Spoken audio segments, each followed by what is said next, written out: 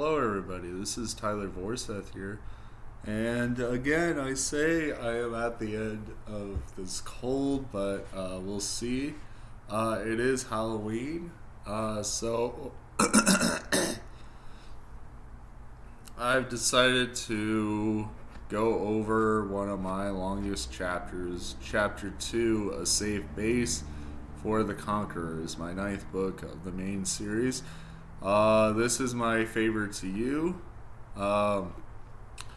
because of all the hard work that it took to make the main series. Was a lot of hard work, and it is 9 years in the making, essentially. 9 years it took to make all these books, so I am going over the Conquerors word by word for the benefit of you.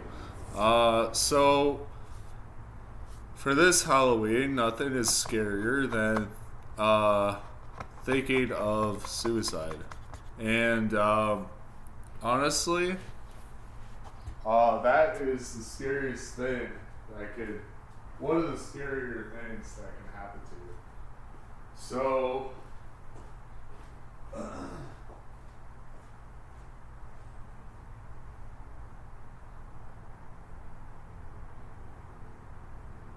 let me look up when I took a picture.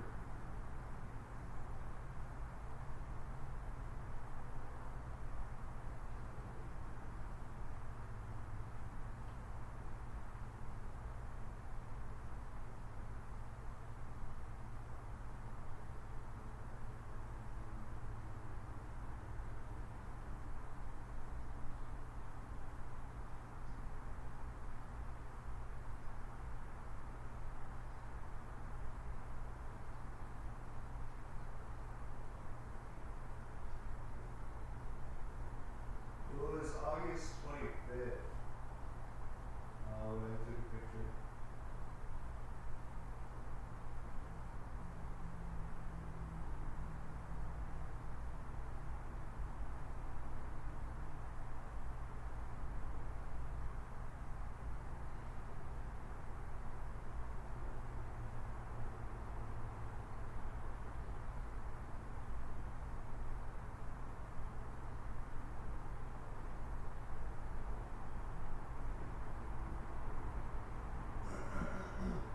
The suicide note. So,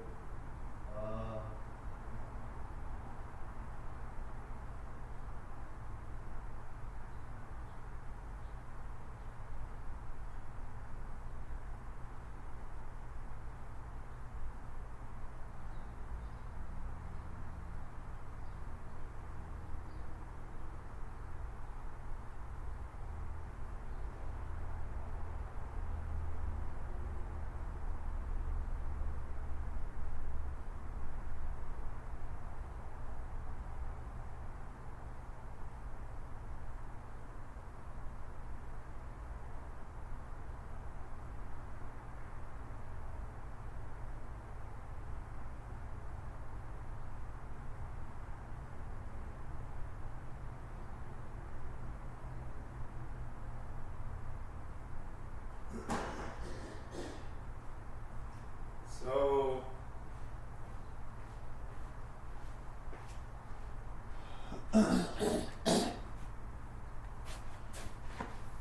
August 9th is when I actually started thinking about it. And yeah,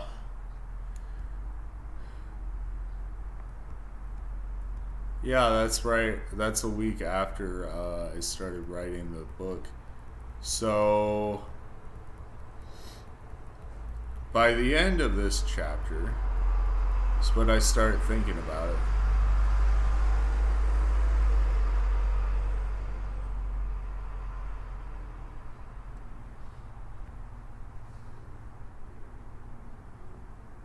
Anyway, let's get on with it. We wait on the landing strip, then proceeded inside the facility. I showed the computer my badge and we were let in. There were no workers here. The whole facility was run by AI. The most incorruptible AI that existed. Actually, this isn't the chapter. I think we come up to the chapter at like around chapter 3 or chapter 4. But I'll tell you when. So maybe you notice a difference. The most incorruptible AI that existed, impenetrable to all who could hack. We got to a table. I quickly took out some papers and put them on the table. I don't know if the war faction has hackers, so I printed out these documents. We have nothing but time on Sagittarius. We are in the Cassine district of Sagittarius space, almost directly in the central region, which is closest to the center of the Milky Way galaxy. Thankfully for us, the war faction will not go anywhere near the black hole, so we are relatively safe. Any plans? How did we get here? I am just your servant. Worker. There must be a reason why the war faction is attacking now. Are you blind? They have been planning the takeover for quite a while, yet you pose an interesting question. How did we get here? Well, we lost. We lost hard. You may wonder why we aren't fighting back. Well, it just isn't a viable option when everyone that has fought against the war faction is dead or indoctrinated. I still mourn the losses, and if God would intervene, it would be a decisive victory. He disappoints me, though, with his corrupt ways and his current stagnant nature. To know the history of the wars is to know the past. Maybe that would help both of us. Let's start off with the Creoso solar system, home of Pandercia, my home planet. I visited the various planets preparing them for war from the war faction, and at first they did not believe me. When I showed them the proof, then they believed, and agreed to form a temporary alliance with each other. The planets of the Creoso solar system did not get along with each other. In fact, their colonies were in constant war with each other. Anyway, Pandercia was the only planet that had the capability to travel between planets. So I had to convince them first to lend aid to the other planets and support them as well as in combat. It was not as hard as I thought because many generations of prejudice had phased out. This new batch was much more tolerant of the folks that resided in their solar system. Anyway, Lespin was the first on the list, a planet full of cave-like systems. I went deep underground to find the leader of the builder ants, who was also the leader of the snake-like people. It was the female who was in charge of the babies. I had to convince her that working with the Pandercians and the other planets was not only a good idea, but was beneficial to their survival. She spoke to me. Tyler, what a pleasure to make your acquaintance. We have gotten along just fine. What could you possibly need? Well, the war faction is on your heels. Show me. Certainly. I opened up my laptop, showing her the Creoso solar system, and then showing the war faction closing in. I will be terrible at doing the female speaking parts, okay? Don't mind me, I still have a cold. Otherwise, I would be able to do it just a little bit. All planets of the solar system have to fight back and work together. They don't have to get along completely, and it is temporary. Very well. Pandercia has stolen the crown jewel. We want it back. Once you have achieved it, consider the truce done. Is there anything else you need? No. You have 1 year to mobilize. 1 year? Yes. I wish I could have visited sooner. I left Lespin and went over to Caer, which was on the other side of the sun, Vegetable. The planet of Caer has pillars on the surface that act as living quarters for these bird-like folk. Chasms bound the pillars in every which way, making a slip seem treacherous as well as unnecessary. If you want to look at the actual pictures of the planets, I suggest actually going to the book and looking for those. I'm just speaking, okay? I gotta have something to give for Amazon anyway. Oh, my computer's going. Let me plug that in.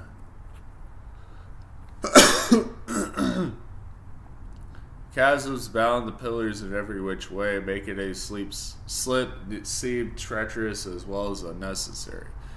All the people of Caer were born to fly. It was for survival. So I rushed in and got a collective of the angel-like Caer. I spoke to them. The war faction will devastate your land. The war faction, they answer. Yes, the big faction of criminals who are trying to rule over the galaxy. Oh, some. Yes. Well, why didn't you say so? Our colonized planets are being attacked by them right now. How do you want us to help? Join forces with the other planets in the solar system. Consider it done. That quickly? Well, the threat of the war faction is bigger than any of our pettiness. We also have no qualms with any of the other planets. We will take within a year to prepare. Go. I went to Dasin next. A forested world with a lot of mountains and some water holes scattered all over the place. The people had gills, had tails, and some of them could fly, but I was interested in the ones that swam. Those were the ones of the highest importance because they explored the planet the most. They were also the most lustful of the bunch, fucking all the animals on Pandercia. I called their leader over and spoke. I am Tyler. We know. There was a membrane over the leader's eyes that kept closing and unclosing. What could you possibly do with us, Tyler? Well, the war faction is coming. We know that. What would you offer us in return? In return? Am I speaking too fast for you? In exchange for fighting against the war faction, you would have to make it enticing, Tyler. We do not work well with the others. I think you already know this. Yes. That is why I offer you my home planet of Pandercia. An enticing offer. If you can get the animals to fight for us as well as transport as well, the trip to Caer Sesamani has taken out our ships. We have none to spare. How do you get your intel? We don't live in a vacuum. Lesman and Caer have already told us. Good luck convincing Doros. I went over to Doros, a planet that had holes that were filled with water.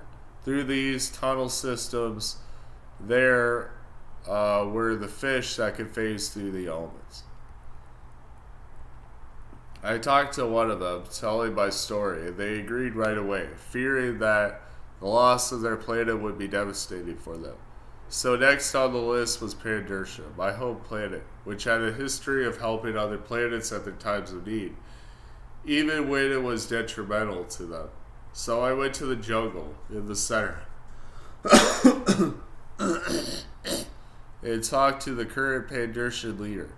I was one with the people the last time I came, so now they would accept me talking to them. The war faction is at our door. The time to act is now. You have ships that can transport the various other peoples to this planet, right? Yes. Anything else? Transport the crown jewel to Lesman. That is all I ask for now. And make sure that you are ready for the war faction. Will do. We will prepare within a few months. With that, I went to Yamanashi, a desert-like planet with some buildings scattered around the place. The scorpions and spiders saw me once I landed, and flashed their junk as a symbol of appreciation. They showed me an abandoned building where many lizards were darting all over the place. I was shown over to a random lizard who decided to heed my advice. We will consider it. Just tell the Pandercians that we want to be part of our own group. No interference from the Pandercians, please. I can arrange it, but you guys have to promise us to work with us. Fine. We will do what you ask. Be patient with us, though. We have to take some time to set up. Okay, I will leave. I went to the lava planet of Conquerors, which was also half mountain ranges. It was a place full of dragon people, anthropomorphic, which was different to when I saw them last. This was the last planet on the list, since Dorosman was a frozen ice ball that had no life. They had traveled to Caer, and made quite a presence on the back face. Though they had lost contact with those people and had been transformed into sea dragons slowly over time. It was a wonder how well they adapted to Caer, a planet I still had to visit. I spoke to the leader and told him my story. He responded, "No, we will not. Our presence is too much to handle." "It is not. The war faction is this big looming threat." "So it is. When the battle starts, we will join. Where shall we meet?" "Pandersha, I would say in the jungle." You flinched at that statement. "I will go to Pandersha then, home of the shapeshifters. Good luck, Tyler." "With what?" "With the war, of course." I traveled back to Pandersha. We set up various ships to relay the news across the other planets. They all received a summons to the planet of Pandersha, and we accommodated their needs as best as we could, and that was good enough. Once all the forces were set up on Pandersha, we built fortifications on the planet and waited. There were 1 billion of us total, with 1 trillion animals working with us. I thought it would be enough, but the war faction came in with a full armada that doubled their forces. Every part of the planet was well staffed. Every creature joined the fight. It was not as one-sided as you would think, and we knew the stakes. It was a ground war, and the dragons of Conquerors came just in time. The dragons took down the ships that were in space orbiting the planet. Yeah, I guess they are space dragons. It just seems funny to me. Anyway, reducing the forces to about half and cutting off the forces from the planet. The angel-like creatures from Creoso demonstrated valor in the battle. They demonstrated a ferocity that I had not seen before and whittled down the war faction by taking out the archers. The animals of Pandersha took out the bulk of the army, those that had swords and spears. Yeah, so, one of the things about the animals of Pandersha is that they're incredibly smart. They're not like the Earth-like animals.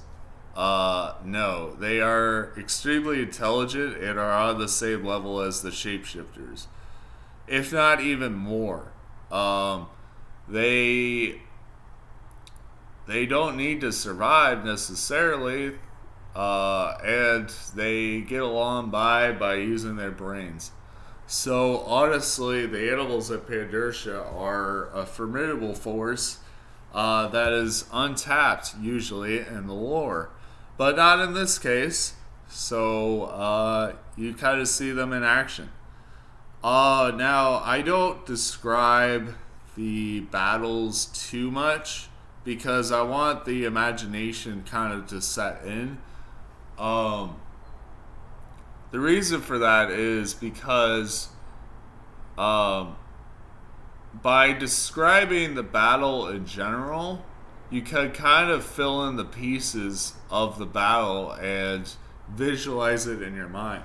Like right now, I am visualizing what is happening right now automatically. I don't have to think about it. I'm just in it. I am there. I could see myself there, and I could see myself experiencing the battle that is taking place.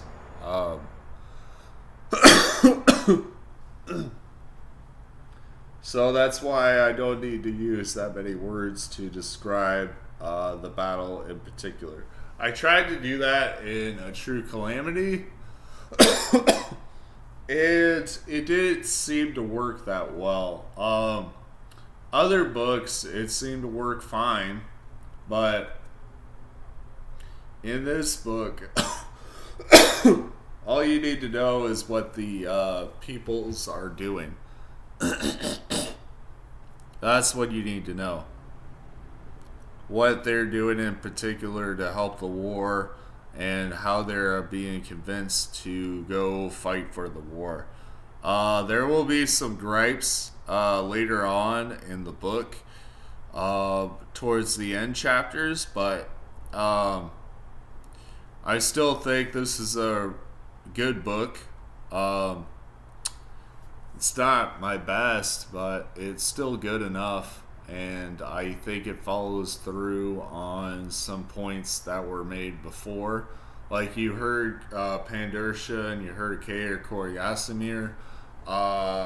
Those planets were definitely planets that were in prior books, so I'm following up with those.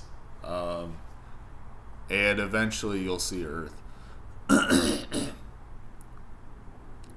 The animals of Pandarsha took out the bulk of the army, those that had swords and spears. Though they suffered the most losses at about 90% of the population being decimated. That reduced life on the planet of Pandarsha to the point where it was unrecoverable. It was at that point that the war faction decided to send out a signal to the war faction in space and warn them that their effort was lost. The reinforcements of the war faction came right away, and now we were relying on the creatures from the various planets. Because the animals of Pandarsha were the main lines, they were the ones taking out the war faction because they had the bulk of the army that was willing to fight. And so there were some peoples that fought with the animals, but they didn't represent the majority of the army, so I didn't. Unless it's Conquerors and Caer, I don't think I specified any other peoples helping out. Now, these weren't ordinary war faction reinforcements. These were well-trained soldiers who were highly armored and showed no mercy. It took 5 highly focused people to kill one of them, and with their spears they killed the dragons. They did not stand a chance because the war faction soldiers were highly accurate and knew which portions of the body to strike. The Pandarshans fought with a ferocity akin to the animals, and they changed forms constantly. Though it was as if the war faction anticipated that and switched weapons based on the creatures. It was not like the war faction didn't receive losses, but it was too few in number.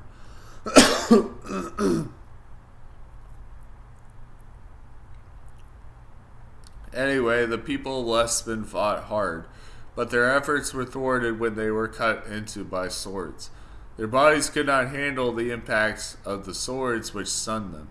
They would be in a trance-like state that would allow the war faction to strike.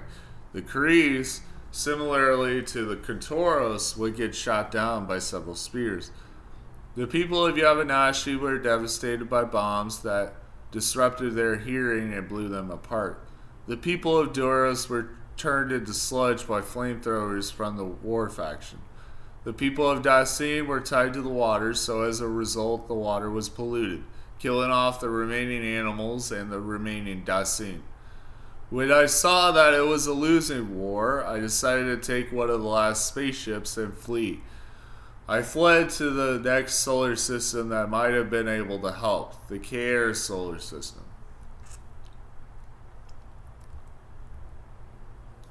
Oh my god. Actually, that's fine. I could tell. It just has a halo. The picture, the drawing that I drew. Yeah, I draw all my illustrations myself. So.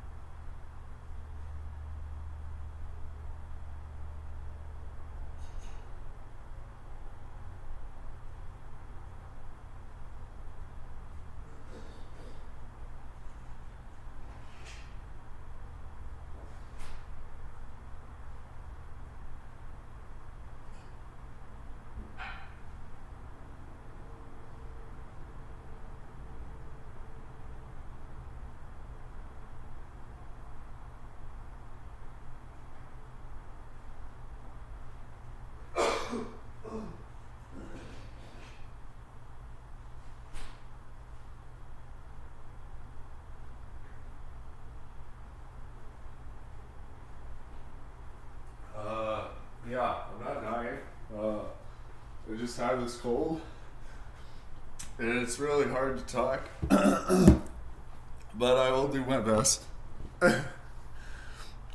The Caer solar system was in complete disarray. Apparently something had showed up on their radars and was relatively close to them. It was a wonder how they got the technology up and running after I left Caer du Mons, or Caer da Soria, same planet. I decided to land on Caer du Mons first, and it looked like just the way I had left it. Territories that were ill-defined and left unkempt, with vegetation growing everywhere. Spikes that littered the ground in every which way, the wood on them getting cracked down the middle. The base was still operational. Yeah, the computers were a little dusty, but I still relay signals that stretched across the entire galaxy. In fact, Caer du Mons' signal is still traceable today. The war faction did not touch that planet for some reason or another. Why not? I think I am getting ahead of myself here. I developed a signal that could reach out other solar systems. That way I wouldn't have to keep relaying the message that the war faction is coming. I would change the signal based on my calculations. I misspelled calculations. Darn it.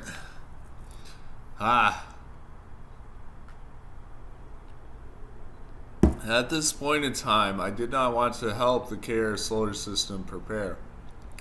It was because I did not feel like it was my job, and I was not too familiar with the solar system.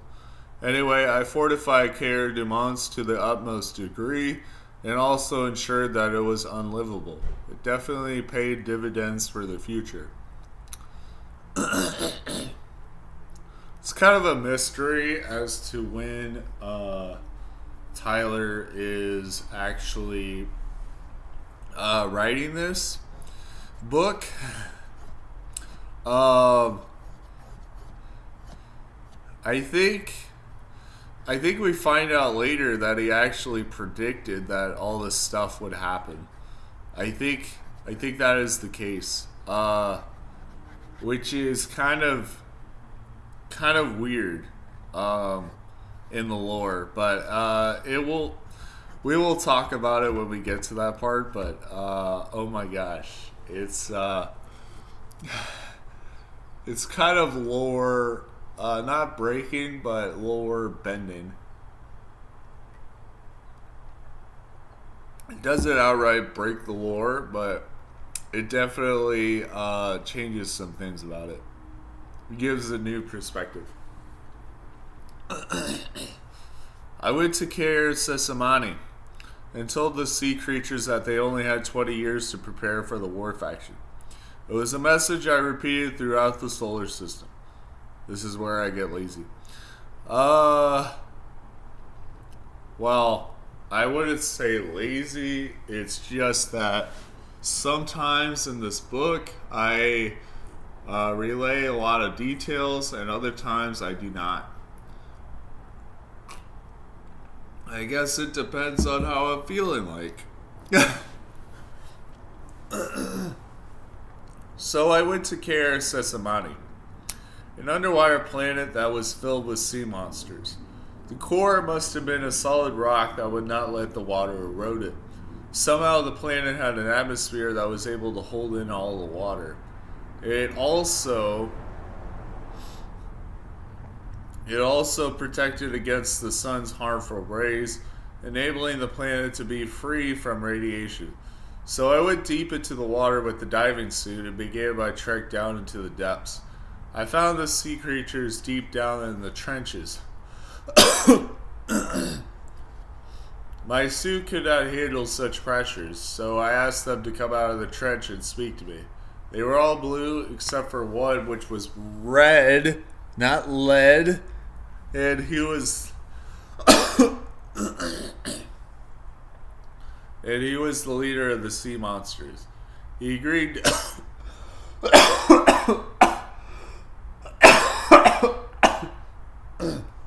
oh my gosh. He agreed to speak with me, despite the other sea monsters forbidding him from doing so. What do you want?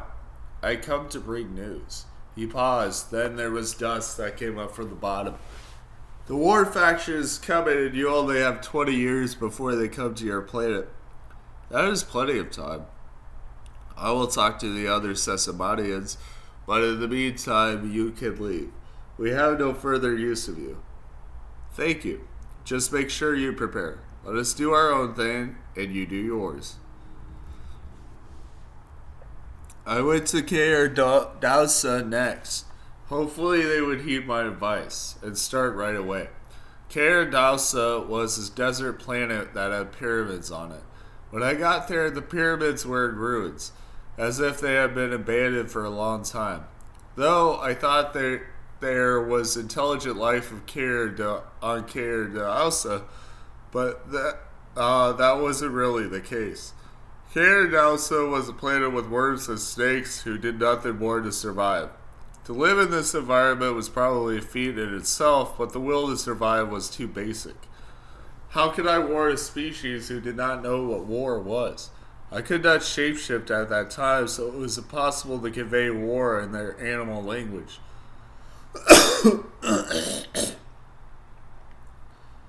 So I did not warn them. Instead, I went to the pyramids and tried to piece together history. There were intelligent life forms here once. I just had to find out what happened to them. The simple answer was that they went extinct because resources were low and they couldn't keep up with the maintenance of the pyramids. Some of them adapted to the desert and became the snakes and the worms that inhabited Caer, but now they were permanent residents. I went to Caer, a highly anticipated planet that I had spent months on. Searching for the war faction? Possibly, but more accurately, finding a way to escape off of the planet. Sistrina agreed to meet me on the surface, just above Dallas. It's a city. There are front-face cities and back-face cities. This is a front-face city. The planet was an underwater planet with several cities on the front face and back face. The front face and back face and the back face did not get along the last time I was on Caer. So I was interested to hear the news of the planet since I left it 150 years ago. Sistrina told me that she had worked hard to preserve peace within each of the kingdoms on the front face. Now, okay. So, Regiment happens 250 quadrillion years before this point, and the fact that Sistrina is still alive at this point is kind of thinning out the lore just a little bit, but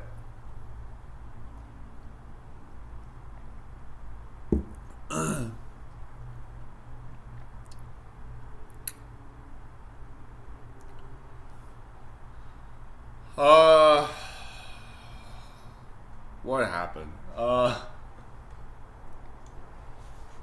So it's hard to explain, but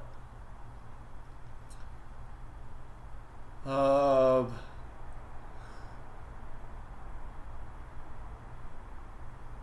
event that happened 150 years ago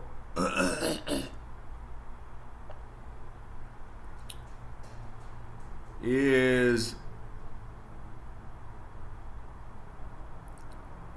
okay. Hold on, let me look at this again.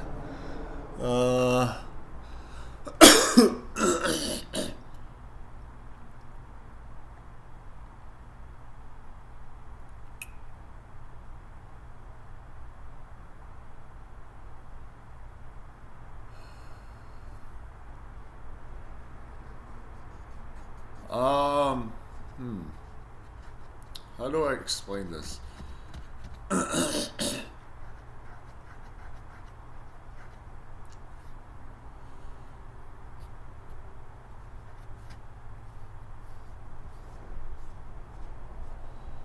So, the events that happened, they pertain to what happened 250 quadrillion years ago. Um, this is still the case. I think this is actually an event that happened 150 years after Regiment. Um, and so Tyler is recounting an event that happened in the past. Same with Pandursha, and that solar system. Um,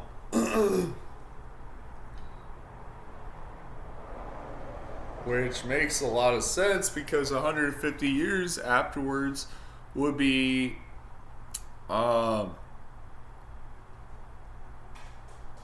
would simply be after extinction and before universal divinity. Universal divinity at that point is when Tyler tries to fight a war with the war faction and loses, essentially.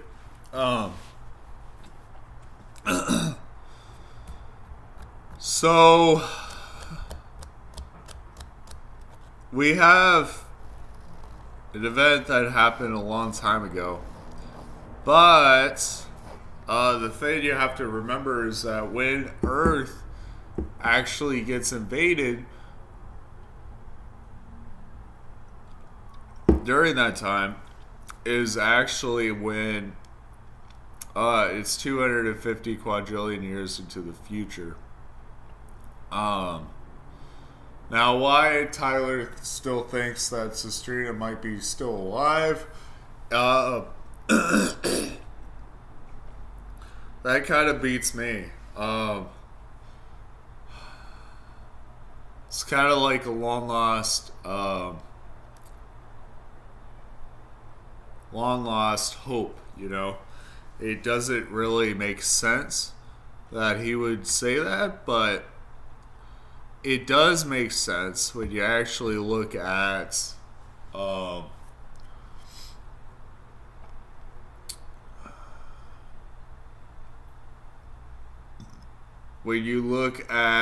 Tyler's love for Sestrina.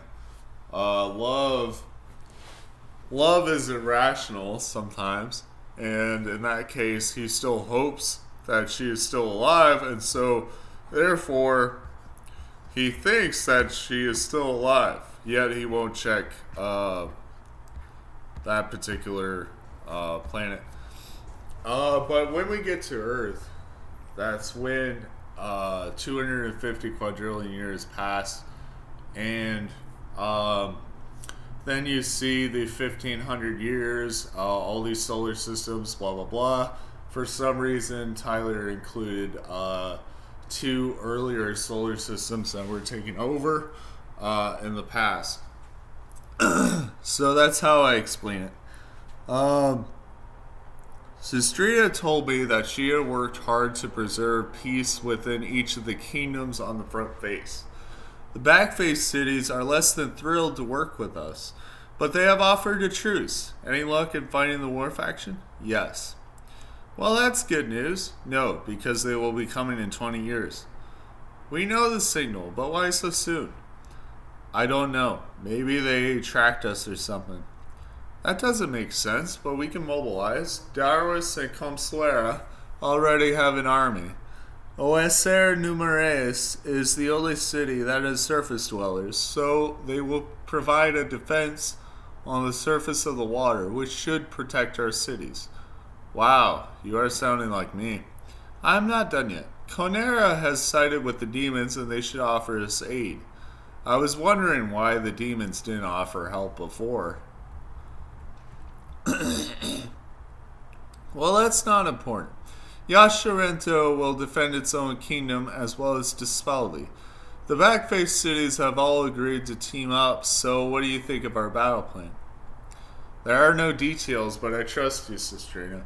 You must do a good job if you want to win this war.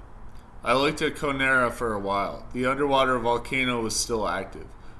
Sestrina replied, "This isn't the first time, is it? You have suffered already at the hands of the war faction." Yes, Pandarsha was my only hope for a great period of my life. That planet, as well as the entire Creoso solar system, was obliterated. Without a second thought, the war faction torched the planets, making sure that life would not grow ever again. I can't go to my home, ever. I hope your planet survives the war faction. We will try our best, Tyler, and I am sorry. It's okay. I went over to Caer Dasimir, which was a planet that was pockmarked from asteroids.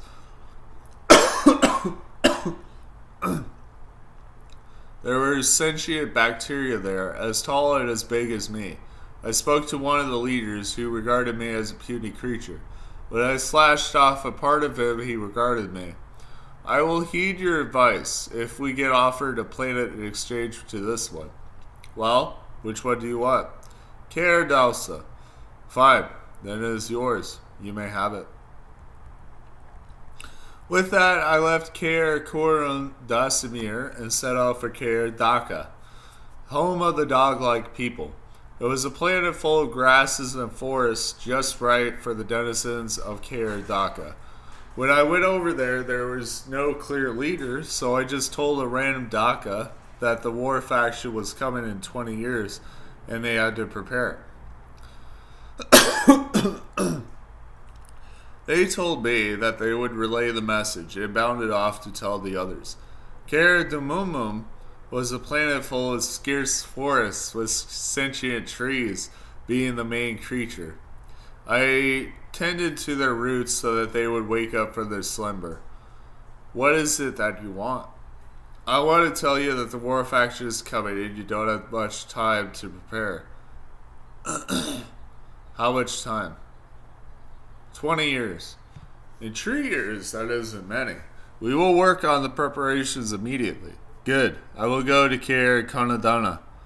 I went over to Caer Conadana, which was a lava planet, pure and simple. No other features were there. I talked to one of the dragons there, who agreed to speak with me. I will join this fight if we can take the fight here. Consider it done. They are already on their way. Excellent. I was not going to wait here for 20 years until something happened, so I visited other solar systems, told them their deadline, and left. There were ones that I stayed on because the deadline was 2 years or less, so I helped them prepare for the war faction. When I went back to the Caer solar system, I had hoped that each and every planet was prepared for the war faction. I went to the first planet, Caer Sesamani, and what I saw was concerning. There were rocks thrown up at various locations obscuring the sea floor. There did not seem to be any of the sea creatures as far as the eye could see. I was concerned that the Sesamanians were decimated by some natural event or something else. I quickly went to the trench to check on the status of the Sesamanians. Hopefully they would be alive, but who knew, really? I spoke at a loud volume with vibrations similar to a whale's echolocation. A head popped out of the trench to greet me, a blue sea serpent with a red stripe. I spoke to him. Are you ready? For what? The war faction, of course. Oh yeah, well, without our troublesome, uncivilized brothers, we were able to build fortifications. Want to see? What happened to your uncivilized brothers? We killed them, of course. They would be of no use to us, and would be a detriment for all of us defending the planet. So shall we? Yes. They used the trench to maneuver to different parts of the planet. They set up towers with spikes on them and barricades set up between the towers to act like a deterrent. In theory, it was a good idea, but in practice, not much. But we had to be ready at this point for war. I used 2 butts.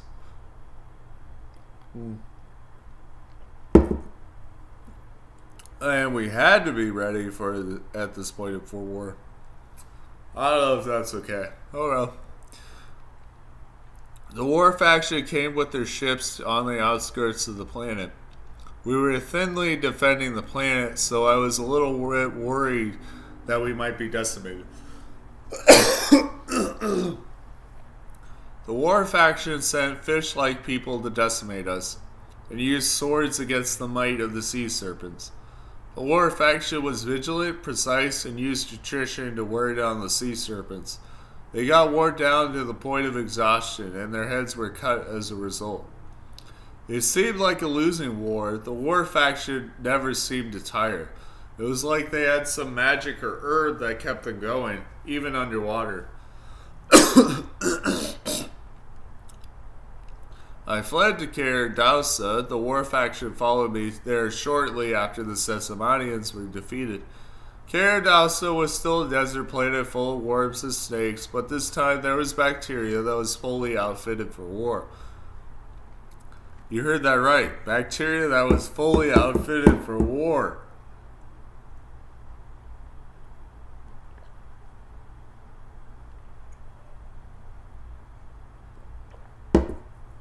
It's eggnog season, so I'm drinking eggnog.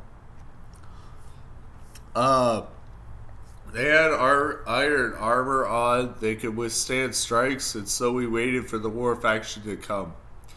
They came with dredging materials, vehicles that could take off the sand a few layers deep. It was a wonder how the war faction came up with such technology, but I was sure that they stole it from other planets. While a portion of the war faction dredged the land, another portion wore heavily armored reptiles such as lizards and snakes, with features that distinguished them as alien. And my, oh my, were they prepared for battle. They struck deep and hard with their swords and spears and managed to nick the iron armor. They slowly broke it away, revealing the sensitive membranes of the bacteria, and we had lost. I was forced to flee to Caer Coriasimir, where I hoped they were ready for the invasion. Apparently they were. They had developed an antitoxin shield to ensure that their planet would not get poisoned. They also had armies at every city on the front face. With the help of the demons, they seemed to be in a promising stance. The back face was being hit while the front face was being hit. And the back face had held its own against the war faction. I fought with the front face. I had transformed into a fish-like creature and joined the fight.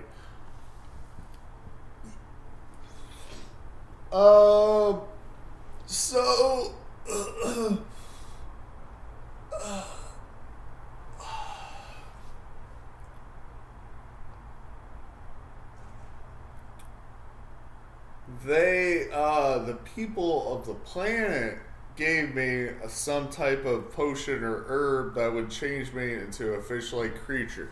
I still didn't have my powers.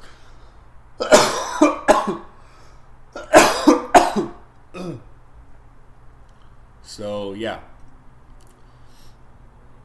My scales were hardened so that they were like steel and they could withstand the pressures of the deep. My scales were also my armor. They proved invaluable against the swords and spears of the war faction. They also had guns, but with the combined resources and might of Dispaldi and Oacer Numeres, countered these advanced weapons. All in all, we were able to prevent further damage from befalling Caer Coriasimir.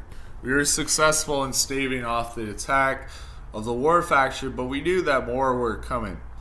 Remnants of the war faction had already gone to the other planets of the solar system eventually. Caer Coriasimir would lose as many war faction reinforcements would destroy them through their sheer numbers. I went to Caer Daga when they were fighting the war faction. The war faction had grown smarter since I last seen them. Their armor was like the scales of a tank, and multiple war faction troops formed vehicles of mass destruction. I had to leave, being unsure of how to stop a war faction that was impenetrable. The war faction had already landed at Caer Domomum and torched the surface with their ships. That left Caer Conadana, which was actually untouched. So I went over to the Draconic leader. Abandon this planet and go to Caer Coriasimir. They need you. Consider it done. There was no more I could do to help. The Caer solar system already had the war faction, and they were stronger than I. whatever tools I could gather would prove fruitless, and so I had to leave the solar system. All right. Hey, we made it. So this will be 2 parts. This is the first part of a safe base for the Conquerors. Maybe later today I would discuss the other part, but we'll see. Anyway, this is Tyler Voice Without. I hope you have a good day. Bye.